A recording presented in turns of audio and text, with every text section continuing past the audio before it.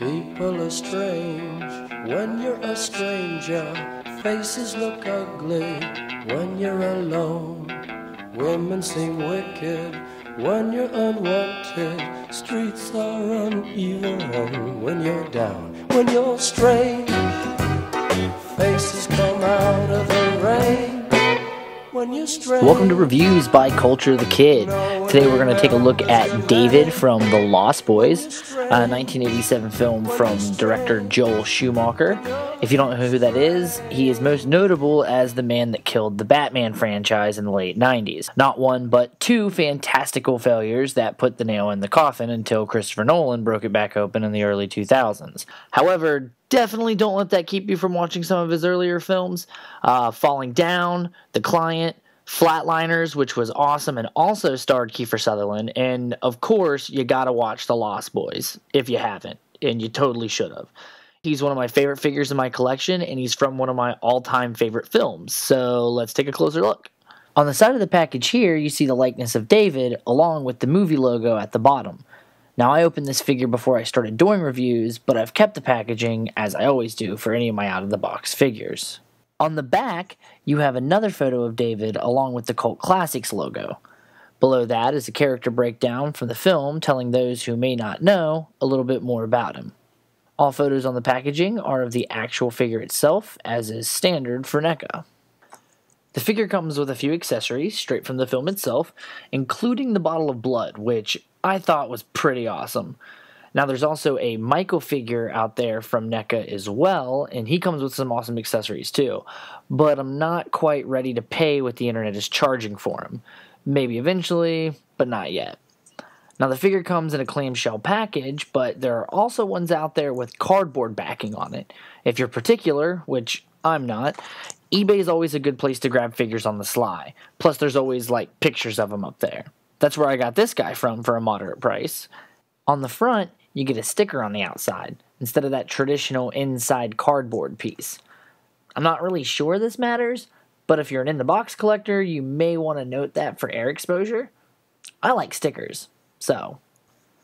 Sleep all day, party all night, never grow old, never die. It's fun to be a vampire. The log line and mantra for the film, which I guess kind of makes sense, except for the whole never grow old, never die. Because in the end, spoiler alert, when David dies, he looks as if he becomes younger. It's really weird. Alright, let's bring this baby in for a close-up.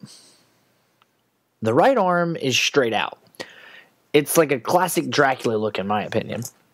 It does, however, move up and down and then out and in. The shoulder articulation is all there, which is awesome. The left arm has that same shoulder articulation, but the elbow twists as well. Sadly, though, it doesn't bend. I'd say one of my few critiques, if you will, is the fact that the arms are slightly limited. Now, you still get the shoulder articulation, though, so there are multiple poses to strike while displaying him. It's just a little bit limited. However, great sculpt still. I wish we could get a little bit more of the poses from the film, the actual film itself. However, I'm okay with the fact that you get the shoulder articulation, the hands move around, plus you can still strike, like I said, that classic Dracula look, and Dracula, who is the original vampire anyway, who couldn't love that. See? He wants to suck your blood, and ride your motorcycle, and hang out with you at your house. The head moves all over the place. NECA fixed it on a ball joint so you can pretty much position it in any way possibly imaginable.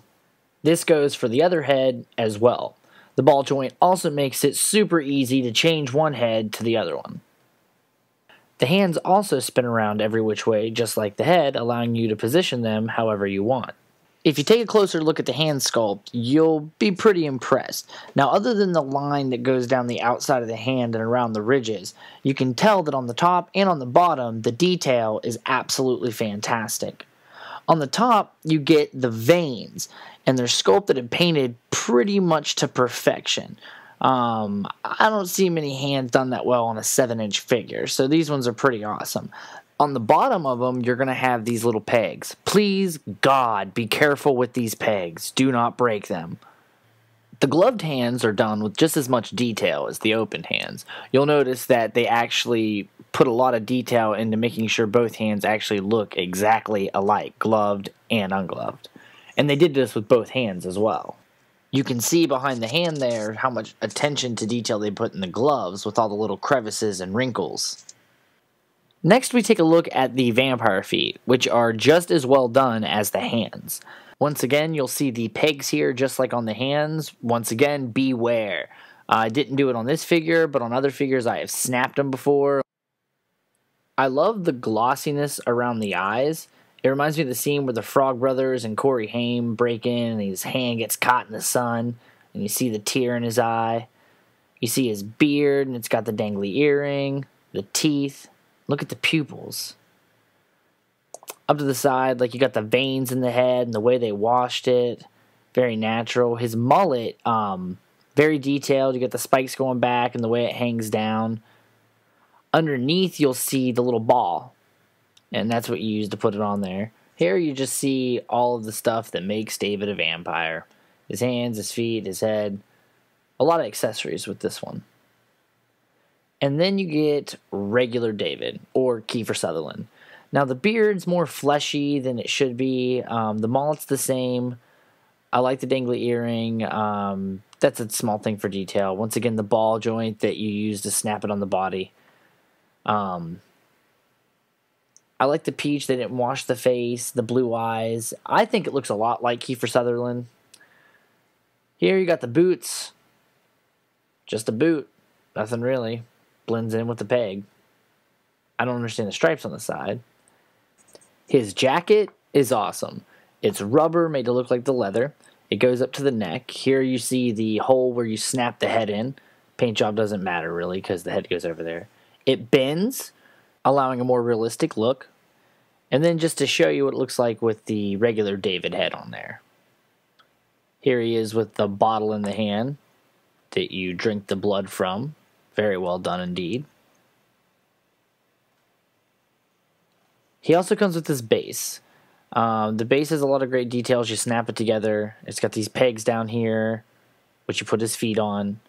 You got the stonewash look to it. Behind it, not a lot of detail. Doesn't need it. But you can put your accessories back there and kind of hide them in there, which is pretty cool.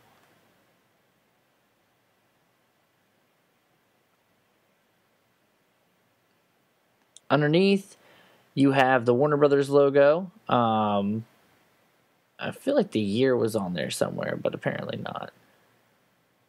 I like the textile stones. You got some cracked ones in there. Got like a teal wash to it. Very realistic. And then you got the worms. I wish they would have put the maggots on there too, because one of my favorite lines is, "They're maggots, Michael." But still, very detailed. I like the fork on there. Get it in the focus. And then look at that. Looks just like worms. And there you have it. On a 1 to 10 scale, I give him an 8, mainly due to the arm articulation being kind of minimal.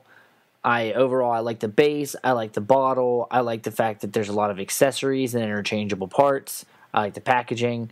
I just wish they would have done more with the arms. The legs, standard from NECA, is usually the fact that they're going to not bend.